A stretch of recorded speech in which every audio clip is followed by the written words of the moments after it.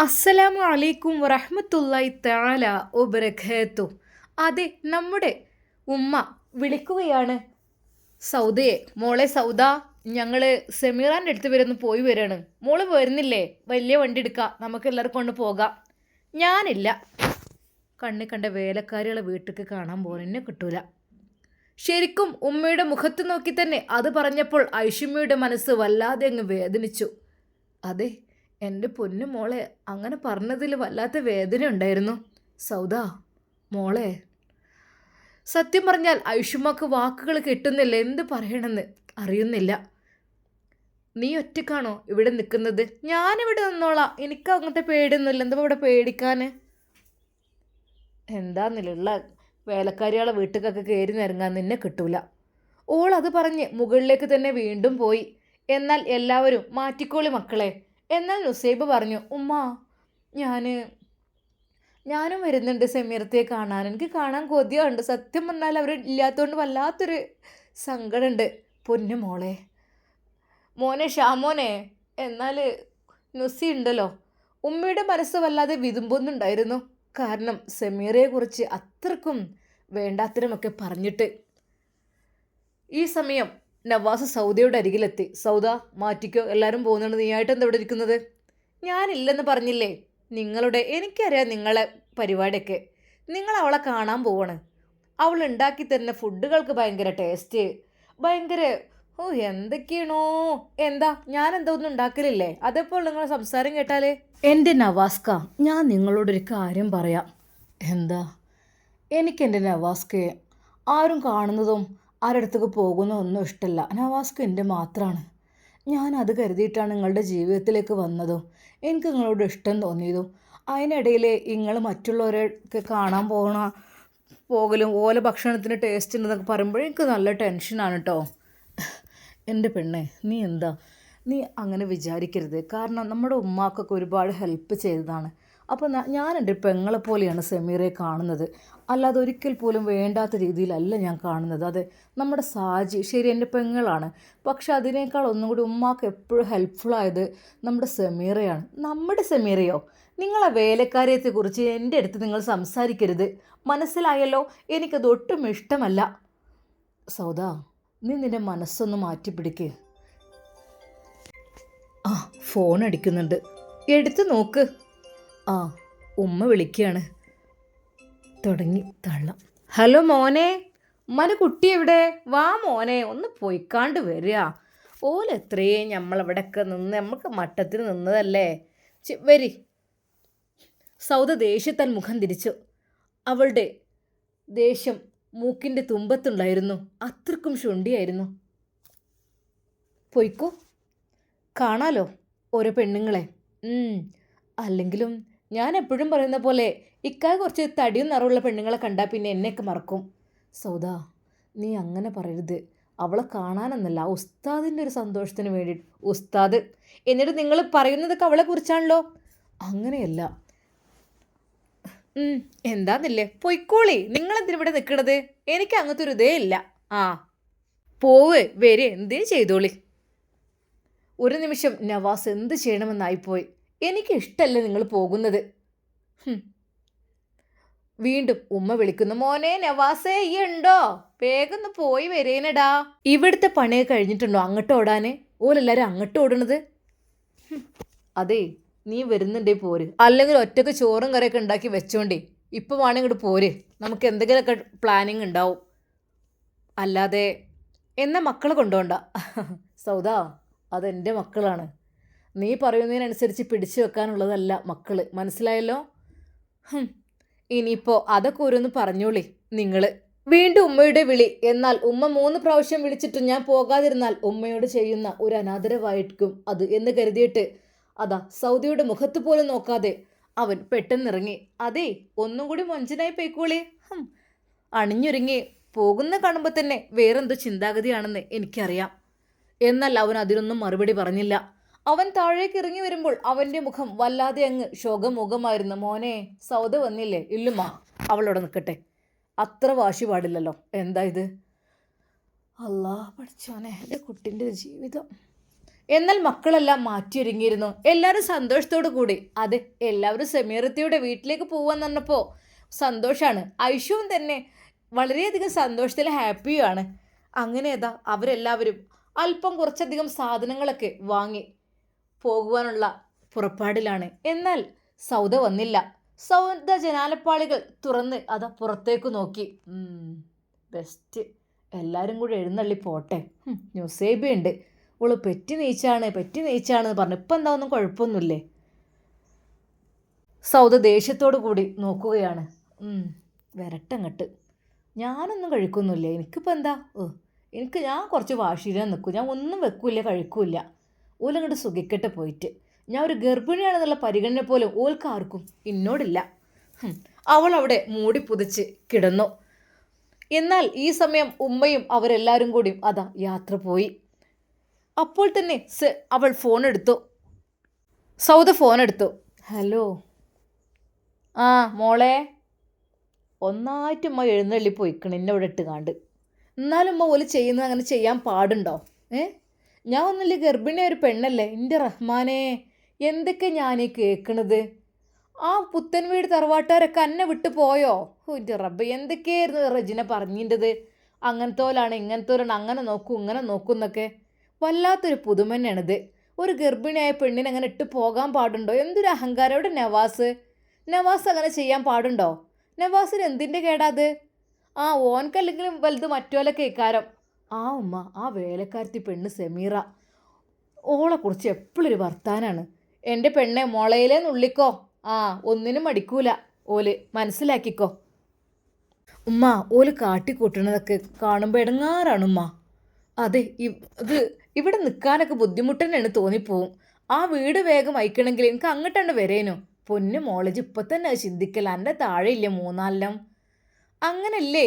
എന്താ നവാസ്ക പൈസ അയച്ചെന്നോട്ടെ, നമുക്ക് അവിടെ നിൽക്കാലോ. ഇവിടെ നിൽക്കലൊന്നും നടക്കൂലമ്മ. ഇവിടെ കുട്ടികളെ നോക്കണം, മക്കളെ നോക്കണം, വീട്ടിലത്തെ പണി എടുക്കണം. അങ്ങനെ ഇപ്രാവശ്യം വന്നതിന് ശേഷം ഒന്നും നിന്നിട്ടില്ല. എനിക്കിഷ്ടമില്ല. അങ്ങനല്ലേ? എൻ്റെ റബ്ബേ, വലിയ തറവാട്ട് കെട്ടിച്ചാൽ തന്നെ കേട്. മോളെ അങ്ങനെ ഈ പറയല്ലേ. വീട് പണി ഒന്ന് പൂർത്തിയായിക്കോട്ടെ, എന്നിട്ട് അതൊക്കെ പറയാം. ഇപ്പം തന്നെ ഇവിടെ ചെറിയ കുടലിൽ വന്ന് നിന്നിട്ട് എന്താ എനിക്ക് കാട്ടുക? അങ്ങനല്ലേ അമ്മ. നവാസിനോട് 1-2 വർത്താനം എനിക്ക് പറയാണ്ട്. ഓന് കാട്ടുന്നത് ശരിയാണോ? ഒരു ഗർഭിണിയായ പെണ്ണിനെ ഇട്ടുകാണ്ടാണ് ഓനാ പോയത് മറ്റോളോടക്ക്? എന്താന്നില്ലേ, എന്തെങ്കിലും ഉണ്ടോ ഒന്നും പറയാൻ പറ്റൂല. ഞാൻ ആദ്യത്തോളം എങ്ങനെ പോയത് അതും പറയാൻ പറ്റില്ല. അങ്ങനെ വേറെ പെണ്ണുങ്ങളൊക്കെ മനസ്സിൽ വെച്ച് നിൽക്കുമ്പോൾ. അത് ഉമ്മ എപ്പോഴും സമീറ. പിന്നെ നുസൈബയോടൊക്കെ എന്താ സ്നേഹമെന്നോ. എന്നോട് അത്രല്ല, നുസൈബയോടും എല്ലാവരോടും നല്ല സ്നേഹമാണ്. എന്നോട് അങ്ങനെ ഒരു സ്നേഹവും ഇല്ല, ഒന്നുമില്ല. ഒരു കഥയാണ് ഉമ്മ ആലോചിച്ച് വയ്ക്കാൽ. മോളെ, നവാസിന് വിടല്ലട്ടോ. ഞമ്മക്കുള്ളത് നവാസാണ്. നവാസിൻ്റെ പണം കൊണ്ടാണ് നമ്മളെ ജീവിതം. ആ തള്ള അത് അറിയണ്ട. വീട് പണിയൊക്കെ ഇവിടെ നടക്കണമൊക്കെ തള്ള അറിഞ്ഞിക്കണോ? ഇല്ലില്ല, ഞാൻ പറഞ്ഞിട്ടൊന്നുമില്ല. ഇക്കാനോട് ഞാൻ പറഞ്ഞിക്കണ്. നവാസിനെ ഇജ്ജ് വിട്ട് കൊടുക്കരുത് കേട്ടോ. തള്ളക്കും മക്കൾക്കും വിട്ട് കൊടുക്കണ്ട.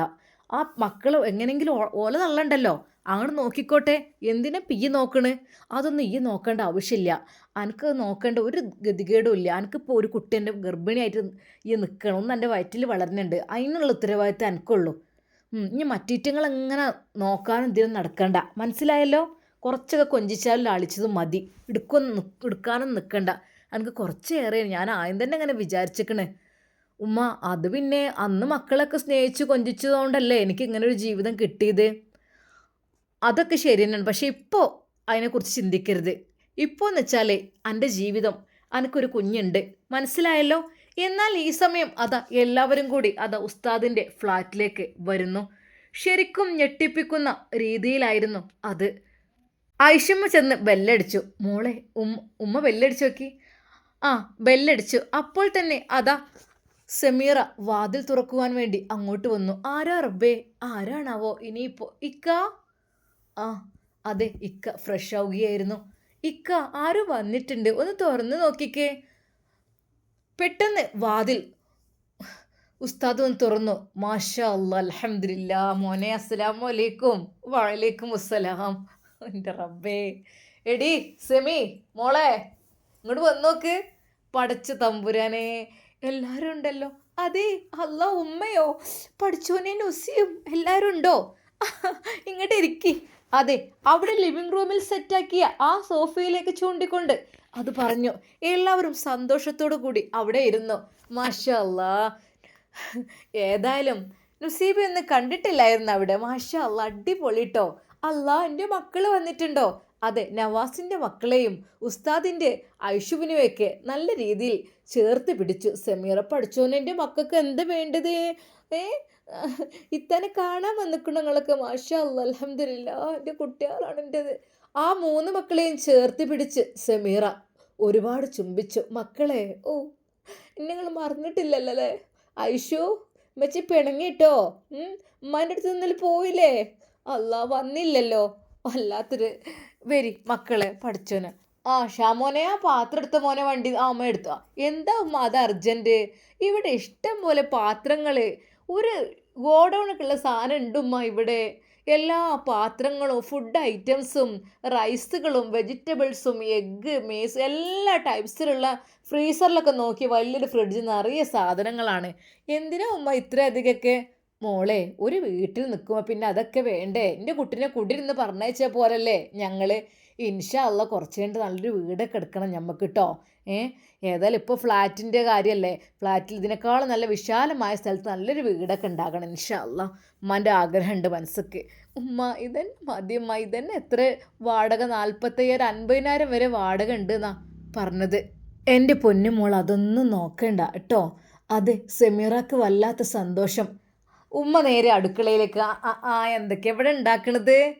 ഉമ്മ ഒന്നുമില്ലമ്മ, കുറച്ച് ബിരിയാണി വെക്കാമെന്ന് വിചാരിച്ചു.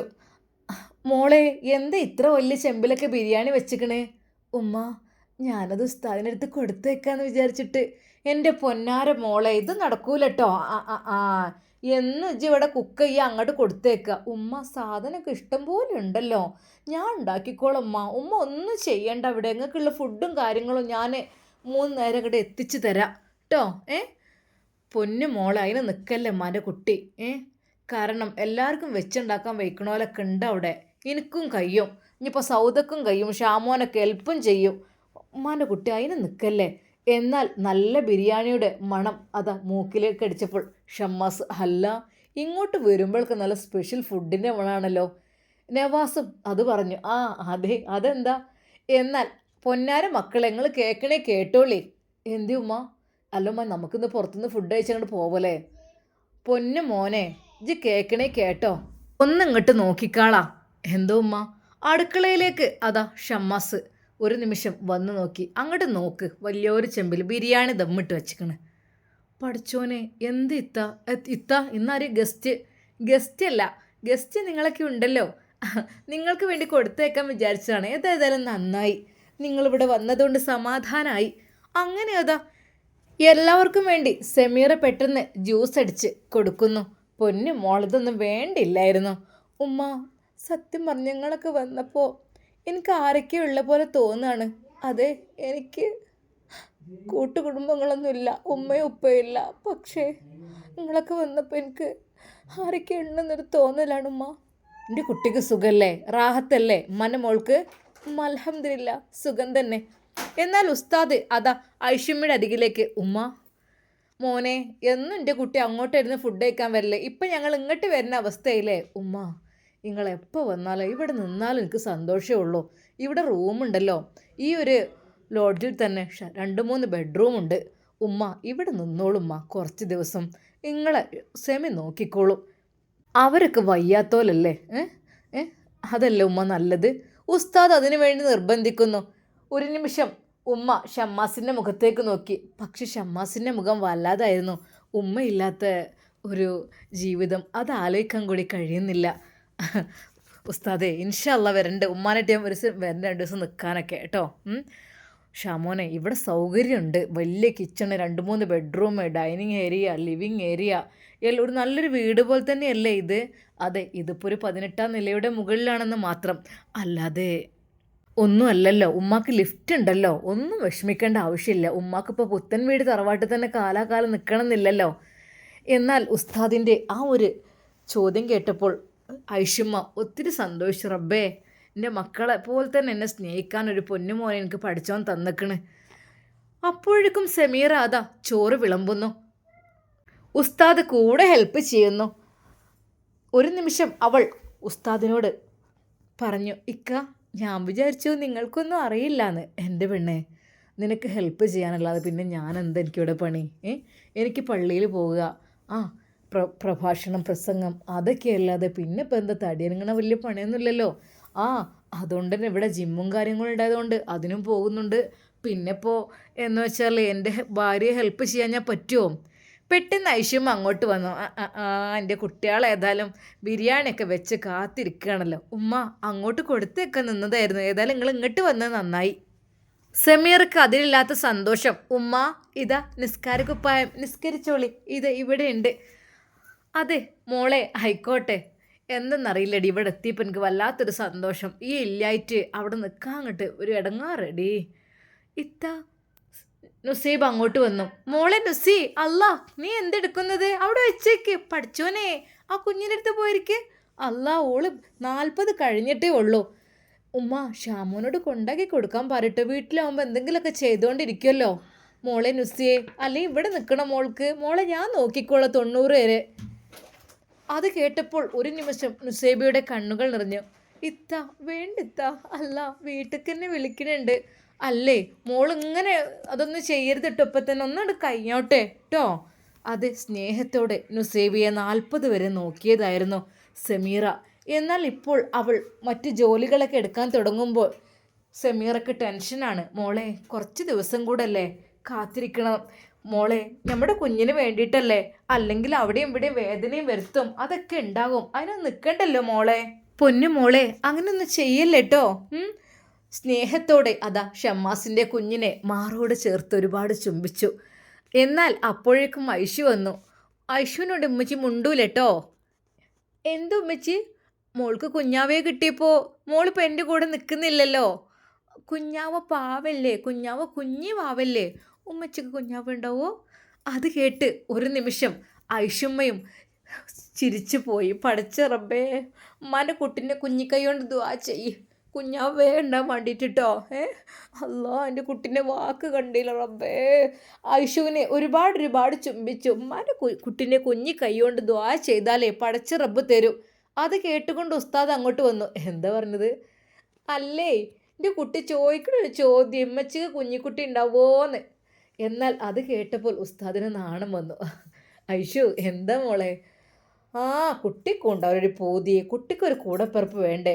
പെട്ടെന്നാണ് അവൾക്കത് ഓർമ്മ വന്നത്. അല്ലാ, മച്ചി എന്ന പേരിൽ എന്നെ ഒരുപാട് ഉപദ്രവിച്ചവർ റഹ്മാനെ, അല്ലാ നീ എല്ലാം കാണുന്നുണ്ടല്ലോ.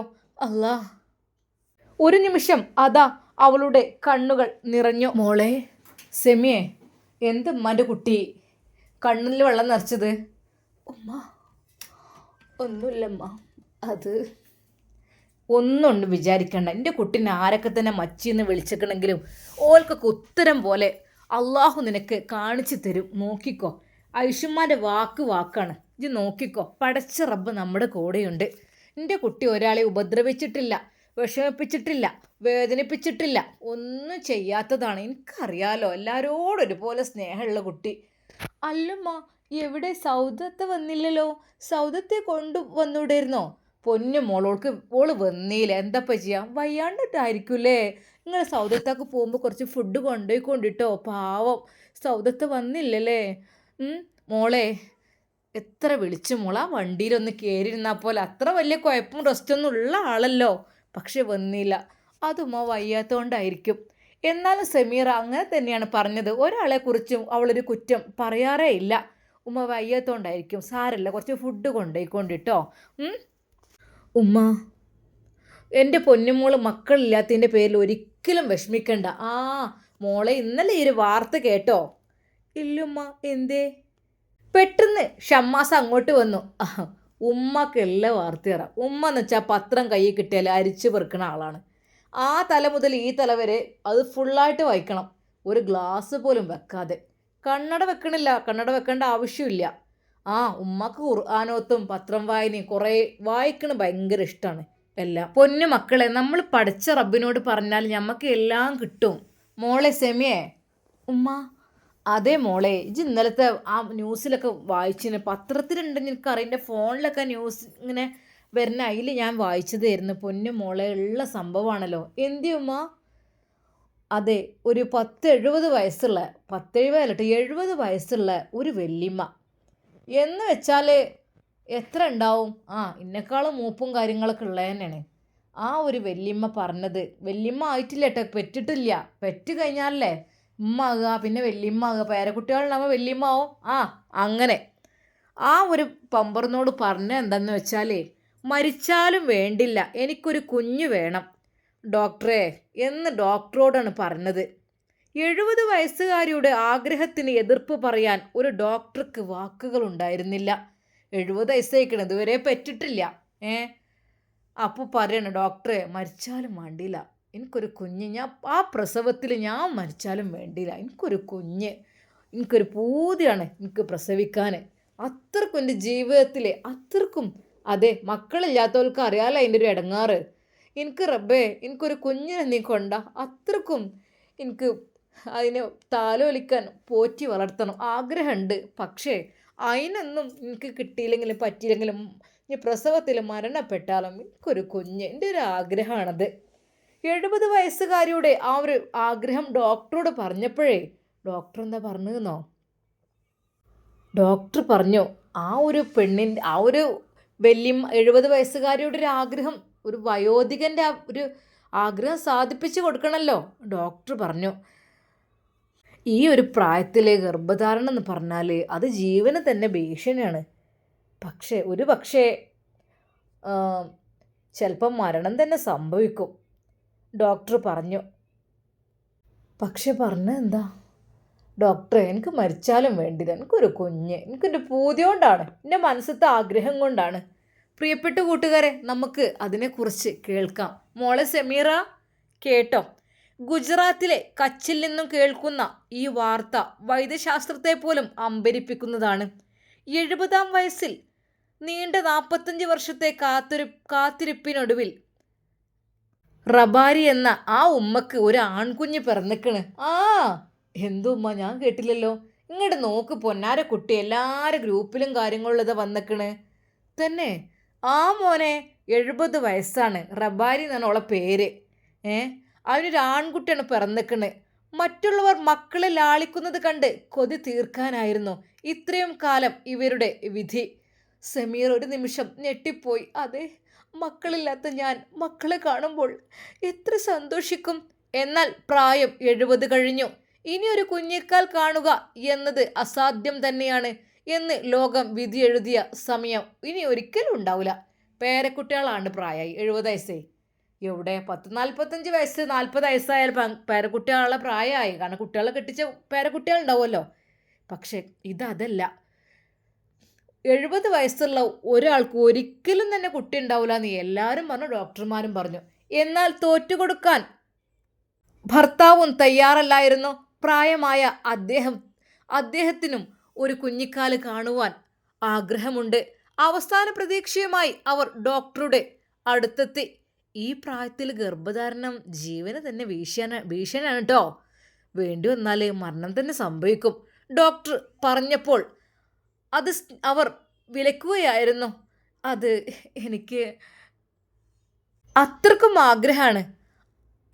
ആ ഉമ്മയുടെ മറുപടി കേട്ട് ഡോക്ടറുടെ കണ്ണ് നനയിച്ചു. എനിക്ക് ആഗ്രഹം കൊണ്ടാണ്, മരിക്കുന്നതിന് മുമ്പ് ഒരു കുട്ടിയെ കാണണം. 70 വയസ്സായുള്ള ഉമ്മനെ പറയണതേ.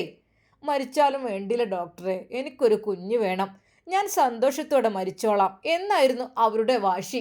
അതെ, ആ പ്രസവ സമയത്താണെങ്കിലും ഞാൻ മരിക്കണേ മരിച്ചോട്ടെ, പക്ഷെ എനിക്ക് പ്രസവിച്ചിട്ടത് മരിക്കാൻ വല്ലാത്ത ആഗ്രഹം. ആ ദൃഢനിശ്ചയത്തിന് മുന്നിൽ ഒടുവിൽ അതാ പടച്ച റബ്ബവും കനിഞ്ഞരുളി. അതെ, ശാസ്ത്രം തോറ്റുപോയി. ആ ഉമ്മയുടെയും ആ ഉപ്പയുടെയും കണ്ണീരിനും പ്രാർത്ഥനയ്ക്കും പടച്ച റബ്ബ് നൽകിയ ഉത്തരമാണ് ഇപ്പോൾ അവരുടെ കൈകളിലിരിക്കുന്ന ആ പൊന്നുമോൻ. ആഗ്രഹിക്കുന്നത് ആത്മാർത്ഥമാണെങ്കിലേ കാലം പോലും നമുക്കായി വഴിമാറും എന്നതിൻ്റെ ഓർമ്മപ്പെടുത്തലാണ് ഈ ഒരു ഉമ്മയും ഈ ഒരു കുഞ്ഞും. അതെ, ഇങ്ങോട്ട് നോക്ക് ഷാമോനെ, ഇങ്ങോട്ട് നോക്ക്, മന കുട്ടിക്കണ്ട് നോക്കിക്കാളി. എവിടെ ഉമ്മ? പടച്ച റബ്ബേ. ഷമ്മാസ് അത് കണ്ടു. ശരിയാണല്ലോ, 70 വയസ്സുള്ളൊരു ഉമ്മ അല്ലേ.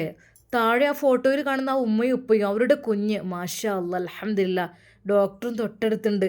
എന്തായാലും അവരുടെ ആഗ്രഹം പടച്ച റബ്ബ് സാധിപ്പിച്ചു കൊടുത്തല്ലേ. 45 വർഷത്തോളമാണത്ര അവർ കുഞ്ഞിന് വേണ്ടി വെയിറ്റ് ചെയ്തത്. 70 വയസ്സിലും ഡോക്ടറോട് കരഞ്ഞു പറഞ്ഞു ഞങ്ങൾക്ക് വേണം കുഞ്ഞിനെ, എന്നിട്ട് മരിച്ചാൽ മതി എന്ന് പറഞ്ഞപ്പോൾ കണ്ടില്ലേ, അവരുടെ പ്രാർത്ഥന പഠിച്ചവൻ കേട്ടു എന്ന് പറഞ്ഞാൽ മതി. അൽഹംദുലില്ലാ, മാഷാ അല്ലാ. എന്തൊക്കെ തന്നെ 70 വയസ്സുള്ള ആ ഒരു ഉമ്മ, അതെ ഇപ്പോഴാണ് ശരിക്കും ഉമ്മയായത്. സെമീറ മോളെ കേട്ടില്ലേ, കണ്ട, അതാണ് നമ്മുടെ വിധികളെ വരെ മാറ്റിമറിക്കും. എന്ത്, പടച്ച റബ്ബിനോട് നമ്മൾ പ്രാർത്ഥിച്ചു കഴിഞ്ഞാൽ, അള്ളാഹുവിനോട് നമ്മൾ പ്രാർത്ഥിക്കുക, എന്നാൽ നമുക്ക് പടച്ച റബ്ബ് തരും. അല്ല ഇനിയിപ്പോൾ ഒന്നും പറയാൻ പറ്റില്ല പൊന്നാര സെമിയെ, എനിക്ക് നിങ്ങളോട് കുറച്ച് കാര്യങ്ങൾ ചോദിക്കാണ്ട്. കാരണം മറ്റൊന്നുമല്ല, ഇജും എൻ്റെ ആദ്യ ഭർത്താവ് നാസറും നിങ്ങൾ തമ്മിൽ എന്തെങ്കിലും ബന്ധം ഉണ്ടായിക്കണോ? ഏത് സമയവും അടിയും നുള്ളും കുത്തും ചവിട്ടും തന്നെ അല്ലേ? പുറത്താക്കലും പുറത്ത് വാതിലടിച്ച് കുറ്റിട്ട് കെടുക്കലും ഇജ് പുറത്തിരുന്ന് കരയലും, ഇതല്ല നിങ്ങളെ ജീവിതത്തെ പ്രധാനത്. ഉമ്മ സത്യമായിട്ടും അതെ, ദാമ്പത്യ ജീവിതം അത് ശരിക്ക് ഞാൻ അയാളിൽ നിന്ന് അനുഭവിച്ചിട്ടില്ല. ആരൊക്കെ പറഞ്ഞു കേട്ടിരുന്നു അയാൾ പലയിടത്തേക്കും പോലുണ്ട് വരലുണ്ട് എന്നൊക്കെ. ഉമ്മ സത്യം പറഞ്ഞ അതൊക്കെ ഞാൻ സഹിച്ച് ക്ഷമിച്ച് ജീവിച്ചു. എന്നാൽ എൻ്റെ ജീവിതം ഞാൻ ഒറ്റപ്പെടുമല്ലോ എന്ന് വിചാരിച്ചിട്ട് അത്രയ്ക്ക് ഉപദ്രവങ്ങൾ സഹിച്ചിട്ട് ഞാൻ നിന്നു. എന്നാലും അൽഹംദുലില്ലാ ഉമ്മ എനിക്കിപ്പോൾ കിട്ടിയ മോളെ ഒന്നും കൊണ്ടും വിഷമിക്കേണ്ട. അൽഹംദുലില്ലാ, എൻ്റെ പൊന്നുമോൾക്ക് അള്ളാഹു നൽകിയുള്ളൊരു ജീവിതം. ഉമ്മ എന്ന് ചോറ് വിളമ്പിട്ട് പെട്ടെന്ന് ഉസ്താദ് ക്ഷമേ എന്ത് ഫുഡ് വിളമ്പല്ലേ, ഉസ്താദ് തന്നെ അതിൽ അങ്ങോട്ട് വന്നു. പെട്ടെന്ന് ഐഷുമ്മ പറഞ്ഞു ഞാൻ വിളമ്പിക്കോളാം. അല്ല ഉമ്മ നിങ്ങൾ പോയിരിക്കുക, നിങ്ങൾ ഗസ്റ്റ് അല്ലേ, വരി ഉമ്മ അങ്ങോട്ട് പോയിരിക്കുക. അങ്ങനെ അതാ അവർ ലിവിങ് ഏരിയയിൽ പോയിരുന്നു. ഷാമോനെ എന്ത് രസാലാടാ ഇവിടുത്തെ കാഴ്ചകളെ കാണാൻ, എന്ത് നല്ല കാറ്റും വെളിച്ചും. എന്തുമ്മ ഉമ്മാക്ക് ഇങ്ങോട്ട് പോരണോ? ഉമ്മാക്ക് ഈ ഫ്ലാറ്റ് ഇഷ്ടപ്പെട്ടോ? ആ മോനെ സത്യമായിട്ടും. എന്നാൽ അപ്പോഴേക്കും സെമീറയും ഉസ്താദും ബിരിയാണിയെല്ലാം വിളമ്പി അതാ ഡൈനിങ് ടേബിളിൽ കൊണ്ടുവന്ന് വെച്ചു. അതെ, ബീഫ് വരട്ടിയത് ആയിട്ടുണ്ട്. ബീഫ് വരട്ടിയതും നല്ല ചിക്കൻ ബിരിയാണിയും പപ്പടം അച്ചാറ് തൈര്. എന്നാൽ അത് മാത്രമല്ല, അതിൻ്റെ കൂട്ടത്തിൽ സ്പെഷ്യലായിട്ട് എന്തോ ഒരു മീൻ പൊരിച്ചതും ഉണ്ടാക്കിയിട്ടുണ്ട്. സെമി പിന്നെ പായസം. പായസം ഉമ്മാക്ക് പേടിയാണ് എനിക്ക്. കാരണം പിന്നെ മക്കളൊക്കെ ഉള്ളതല്ലേ, ഉമ്മാക്ക് കുറച്ച് മധുരം കുറച്ച് എടുത്ത് വെച്ചിട്ടുണ്ട്, കുറഞ്ഞ മധുരത്തിൽ. മറ്റേത് കൂടുതൽ മധുരമാകുമ്പോഴേ ഉമ്മാക്ക് ഞാൻ സ്പെഷ്യലായിട്ട് വേറെ എടുത്ത് വെച്ചിട്ടുണ്ട്. ഓക്കെ. പെട്ടെന്ന് ഫുഡെല്ലാം വിളമ്പി സെറ്റാക്കി. ശരിക്കും ഷമ്മാസ് ഞെട്ടിപ്പോയി. പടച്ച റബ്ബ് എന്താ ഇത്, എന്താ ഉസ്താദ് നിങ്ങൾ വീണ്ടും ഞങ്ങളെ ഞെട്ടിച്ചല്ലോ. പൊന്നു മോളെ, രാവിലെ ചായയും കടിയും ഉച്ചയ്ക്കുള്ള ചോറ്. എന്താ മോളെ നിങ്ങൾ? ഉമ്മ എനിക്കിവിടെ കാര്യമായിട്ട് പണിയൊന്നും ഇല്ലല്ലോ. അത് ഇവിടെ ഈ ഫ്ലാറ്റിൽ എന്താ മുറ്റം പോലും അടിക്കാനില്ല, മുറ്റം അടിക്കാനില്ല, അലക്കാനില്ല, ഒന്നുമില്ല, അടുപ്പില്ല. അതെ, ഇവിടെ ഗ്യാസ് അടുപ്പത്ത് വെക്കും, പിന്നെ 2 പാത്രങ്ങൾ കഴുകി വെക്കാൻ, പിന്നെയെന്ന് വെച്ചാൽ ഫുൾ ക്ലീനിങ്. ഇവിടെ ക്ലീനിങ്ങിന് വരെ ആളുകൾ വരുന്നുണ്ട്. അതിനുള്ള സെറ്റപ്പും കാര്യം ഒക്കെ ഉണ്ട്. പിന്നെ ഇപ്പം നമുക്ക് എന്താ, അപ്പം ഞാൻ കരുതി പുത്തൻ വീട് തറവാട്ടിലേക്കുള്ള ഫുഡ് ഞാൻ 2-3 നേരം ഉണ്ടാക്കി കൊടുത്തയച്ചോളാന്ന്. അതാണ് ഞാൻ ആഗ്രഹിക്കുന്നത്. എൻ്റെ പൊന്നാര മോളെ, ഇവിടെ എന്നാണ് ഈ മനുട്ടി, ഇന്നത്തോടു കൂടി മതി. ഇതിപ്പോൾ 2ാമത്തെ നേരമാണ്, ഇനി ഇതിന് നിൽക്കരുത് കേട്ടോ. വല്ലാതെ പൂതിയാകുമ്പോൾ ഞാൻ അങ്ങോട്ട് വരണ്ട്, അവിടെ ഉള്ളത് ഏറ്റങ്ങൾ എല്ലാം. നിങ്ങൾ ചായക്കടിയൊക്കെ ഉണ്ടാക്കിയിരുന്നോ? ഉമ്മ പറഞ്ഞപ്പോൾ ഉമ്മ അത് പറഞ്ഞു, മോളെ ഞാൻ കുറച്ച് നേന്ത്രപ്പഴം ഉണ്ട്, അതുകൊണ്ട് പുഴുങ്ങി, പിന്നെ നൊസ്സിനെ കൊണ്ട് അടുപ്പത്ത് കുറേ നിൽക്കാൻ കഴിയൂരല്ലോ, കുറച്ച് ഉപ്പുമാവുമാണ് ഉണ്ടാക്കി. പഠിച്ചോനെ, ഉമ്മ ഷാമോൻക്കൊന്നും അത് പറ്റില്ലല്ലോ. പറ്റിയിട്ടൊന്നുമില്ല, പിന്നെ ബേക്കാത്തോലാകുമ്പോൾ എന്താ ചെയ്യുക.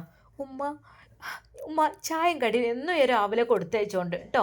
ഷാമോൻ ഒന്നും ഇവിടറ്റം വന്നാൽ ഈ പള്ളിയിലേക്ക് കൊണ്ടുവരുമ്പോഴത്തേനും ആവൂല, അതാണ്. അങ്ങനെ ചെയ്യാം എൻ്റെ പൊന്നുമുളം, നടക്കണ കാര്യമില്ല. ഒരു പെരയിലാവുമ്പോൾ എനിക്ക് വെച്ചുണ്ടായിക്കാണ്ട് തരാം. പക്ഷേ ഇതിപ്പോൾ ഇവിടുന്ന് ഈ ഫ്ലാറ്റിൽ നിന്ന് ആ ഒരു പെരയ്ക്ക് എന്നും ഫുഡ് ഉണ്ടാക്കി അവിടെ ഉള്ളത് കയ്യും കാലും ഇല്ലാതൊന്നുമില്ലല്ലോ. കൈയുണ്ട്, കാലുണ്ട്, ബുദ്ധിയുണ്ട്, എല്ലാ സാധനങ്ങളും സൗകര്യങ്ങളും അതും ഔത്തുണ്ട്. വെച്ചുണ്ടാക്കാൻ വയ്ക്കൂല പറഞ്ഞാൽ പിന്നെ പെണ്ണുങ്ങളെന്ന് പറയാൻ പറ്റുമോ ഓലെക്കൊണ്ട്? മോളൊന്നും വിഷമിക്കണ്ട കേട്ടോ, ഞങ്ങൾ ഇത് ഇന്നത്തോടു കൂടി മതി. അങ്ങനെ അത് സെമീറയും ഉസ്താദും എല്ലാവർക്കും ചോറ് വിളമ്പി കൊടുത്തു. മാഷാ അല്ലാ, ബിസ്മില്ലാഹിർ റഹ്മാൻ റഹീം, എന്ത് ടേസ്റ്റുള്ള ബിരിയാണി റബ്ബേ. ശരിക്കും നുസീബ് പറഞ്ഞു, അല്ലിത്ത എങ്ങനെയാണ് ഇതൊക്കെ ഇത്ര ടേസ്റ്റിൽ ഉണ്ടാക്കുന്നത്? മാഷാ അല്ല, നന്നായിട്ടുണ്ട് കേട്ടോ, എനിക്കൊന്നും ഇത്ര അറിയില്ല. പെട്ടെന്ന് ഷമ്മാസ് പറഞ്ഞു, നുസി കണ്ടുപഠിച്ചോ, കണ്ടുപഠിച്ചിട്ട് അല്ലോ കണ്ടുപഠിക്കൊന്നും വേണ്ട, നിങ്ങൾക്ക് വേണമെങ്കിൽ ഞാൻ വെച്ച് തരൂലേ. സമീറയുടെ ആ ഒരു വാക്ക് കേട്ട് എല്ലാവർക്കും സന്തോഷമായി. നിങ്ങൾക്ക് എന്ത് വേണമെങ്കിലും ഞാൻ ഉണ്ടാക്കി തരും, നിങ്ങൾ വിഷമിക്കണ്ട കേട്ടോ. എന്നാൽ ഈ സമയം അതാ സൗദ ദേഷ്യപ്പെട്ടിരിക്കുകയാണ്. എല്ലാവരും എവിടെ പോയി ഭക്ഷണം കഴിക്കണാവോ. എന്നാൽ പെട്ടെന്ന് തന്നെ നവാസ് ഒരു ഫോട്ടോ എടുത്ത് ഗ്രൂപ്പിലിട്ടു. എല്ലാവരും കൂടി ഒരുമിച്ച് ഭക്ഷണം കഴിക്കുന്ന ബിരിയാണിയുടെ ഫോട്ടോ. അത് നേരെ ഫാമിലി ഗ്രൂപ്പിലിട്ടപ്പോൾ സൗദിയുടെ കയ്യിൽ ഫോണുണ്ടായിരുന്നു. അവൾ അത് നോക്കി. ഓ, എല്ലാവരും കൂടി ബിരിയാണി തട്ടുകയാണിപ്പോൾ.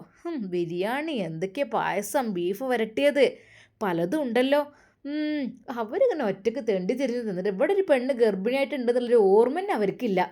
അപ്പോൾ തന്നെ ആ ഫോട്ടോ അവളുടെ ഉമ്മാക്ക് അയച്ചു കൊടുത്തു. ഉമ്മ ഒന്നിങ്ങോട്ട് നോക്കിക്കാണേ. എന്താടി? ഉമ്മ അങ്ങോട്ട് നോക്കി. ഒരു ഗർഭിണിയായ പെണ്ണിനെ ഇട്ടുകാണ്ട് അവർ കാട്ടിക്കൂട്ടണം നോക്കി, അവർ ഫുഡ് കഴിക്കണം നോക്കി. എനിക്കിവിടെ എന്തെങ്കിലും ഉണ്ടോ? എനിക്കൊന്നുമില്ല അമ്മ അവിടെ. മോളെ, ഇത് ചോറൊന്നും വെച്ചിട്ടുമില്ല. ഇല്ല, ചോറും എന്നോടൊരു നവാസ്ക ചോറും കറിയൊക്കെ വേണമെങ്കിൽ വെച്ച് തിന്നോണ്ടി, അല്ലേ ഞങ്ങളെ കൂടെ പോയി. എനിക്കാവൂല അങ്ങോട്ട് പോകാനോളെ കാൽക്കിഴുക്ക്. അവൾ ഇവിടുത്തെ വേലക്കാരത്തിയാണ്. ആ ഒരു പരിഗണനയെ ഞാൻ സമീറാക്ക് നൽകുള്ളൂ, അല്ലാതെ ഒരിക്കലും ഓളെ ഞാൻ തലയിൽ കയറ്റി വെക്കൂല. ഇപ്പം അവർ ഫുഡൊക്കെ കഴിക്കണ്, ഫോട്ടോ വിടുകയാണ്. സത്യം പറഞ്ഞ സൗദക്ക് നല്ല രീതിയിൽ കൊതി തോന്നി. ഉമ്മാക്ക് വിളിച്ചു പറഞ്ഞു, ഇത്രക്കും ഒരു വിവരമില്ലാത്ത ആൾക്കാരായി പോയല്ലേ പുത്തൻവീട് തറവാട്ടത്തോല്. ഇത്രക്കും ഒരു മോശം ആൾക്കാർ. അനക്ക് പൊയ്ക്കൂടേനോടി, അന്നോടാരവിടെ നിൽക്കാൻ പറഞ്ഞത്? തിന്നാളോടത്ത് പോണ്ടേജ് ആരെ കരുതി വാശി പിടിച്ച് നിൽക്കണേ? എനിക്ക് വാശിയണമ്മ, എനിക്ക് ഓളെ കാൽക്കീഴിക്ക് പോകാനാവില്ല. സമീറ എന്ന് വെച്ചാൽ ഇന്നേക്കാൾ ഒരുപാട് താഴ്ന്ന പെണ്ണാണത്. അതെ, എനിക്ക് പള്ളിയിൽ പൈച്ചുണ്ടെങ്കിൽ അങ്ങോട്ട് ഓൻ്റെ കൂടെ പൊയ്ക്കൂടേൻ്റെ പെണ്ണെ. വെച്ച് വിളമ്പാതെ പിന്നെ വെന്തിന് കയറിയിരിക്കുക. നവാസിനെ വിളിച്ച് രണ്ടെണ്ണം പറയാണ്ട് എനിക്ക് അവിടെ നിൽക്കട്ടെ. ഓനക്ക് ഓൻ്റെ ഇമ്മാനെ ഇങ്ങോട്ട് ഓൻ്റെ മൂത്തച്ചിയാളി ഇളച്ചിയാളൊക്കെ കിട്ടിയ പെണ്ണുങ്ങളെ വേണ്ട. ആ രീതിയിലാണ് ഓൻ്റെ കാട്ടിക്കൂട്ടൽ. ഇപ്പോൾ ഓനിപ്പോൾ ഗൾഫിൽ നിന്ന് ഇവിടെ വന്നപ്പോൾ അന്നെ തീരെ കണ്ടുകൂടാതായോ? അറിയില്ലമ്മ, എപ്പോഴും ഓലപ്പം തന്നെയാണ്, എപ്പോഴും ഉമ്മാൻ്റെ ഒപ്പം, എപ്പോഴും ഇത്താത്തമാരുടെ ഒപ്പം, അങ്ങനെയൊക്കെ ഒരു കഥയാണ്. ആലോചിച്ചുകൂടാ. എന്നാലും എനിക്ക് പോയിക്കൂടേനെ. ഞാൻ പോവില്ല, ഞാൻ പറഞ്ഞില്ലേ, ഞാൻ മരിച്ചാലും വേണ്ടില്ല, എൻ്റെ പള്ളൻ്റെ ഉള്ളിലത്തെ കുട്ടി മരിച്ചാലും വേണ്ടില്ല. എൻ്റെ പൊന്നാര പെണ്ണേജ് പറയല്ലേ, വേണ്ട. എന്താന്നില്ലേ, ഓൾക്ക് ഇഷ്ടമില്ലെങ്കിൽ പിന്നെ ഇപ്പം ഞാൻ ഇതിനെ നിൽക്കണത്? ഞാൻ അങ്ങനെ ഇത് സഹിച്ച് നിൽക്കുക, ഓലിങ്ങനെ തെണ്ടി അടന്ന് തിന്നുക, ഇതന്നെ ഓൾക്ക് തേക്കണേ.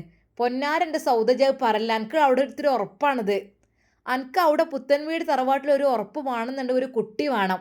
അല്ലാതെ എനിക്ക് അവിടെ ഉറപ്പുണ്ടാവില്ല. അന്നങ്ങോട്ട് ഒഴിവാക്കിയാലേ ഇങ്ങോട്ട് പോരൻ്റെ രുചി ഉറപ്പ് അത്ര മതി. എന്താന്നില്ലേ, കുട്ടിക്ക് എന്തെങ്കിലും പറ്റണം. ഞാൻ പട്ടിണി കിടക്കും, വെള്ളവും ചോറൊന്നും ഞാൻ കഴിക്കൂല, ഒന്നും ഞാൻ കഴിക്കൂല. എന്നോട് പറഞ്ഞിട്ട് ഫ്രിഡ്ജിൽ ഫ്രൂട്ട്സ് ഉണ്ട്, എടുത്ത് തിന്നോണ്ടി എന്നൊക്കെ പറയുന്നുണ്ട്. ഞാനിപ്പോൾ എടുത്ത് തിന്നല്ലേ, എന്താന്നില്ലേ. എനിക്ക് നവാസ്ക ഫ്രൂട്ട്സ് കഴുകി മുറിച്ചിൻ്റെ മുന്നിൽ കൊണ്ടത് വെച്ച് തിന്നീനു. ഇപ്പോൾ ഇവിടെ എത്തിയപ്പോൾ അതൊന്നുമില്ല. അതിടി ഉമ്മാരൊക്കെ ഉണ്ടാവുമ്പോൾ പിന്നെ അങ്ങനെ കാട്ടുമ്പോൾ അനക്ക് പെണ്ണെ പൊയ്ക്കൂടേനോ? എത്രയും നല്ല ഭക്ഷണം കാര്യങ്ങളൊക്കെ അവർക്കൊക്കെ ഇല്ലാതായില്ലടി. നന്നായി, അത് നന്നായി. ഉമ്മ നല്ല രീതിയിൽ അവളെ ചീത്ത പറഞ്ഞു. എല്ലാവരും കൂടി ചീത്ത പറഞ്ഞോളി. ഞാൻ ഓളെ കാൽക്കിഴക്ക് പോലെ എനിക്കാവൂല. സമീറ എനിക്ക് കണ്ണെടുത്താൽ കണ്ടൂടാ.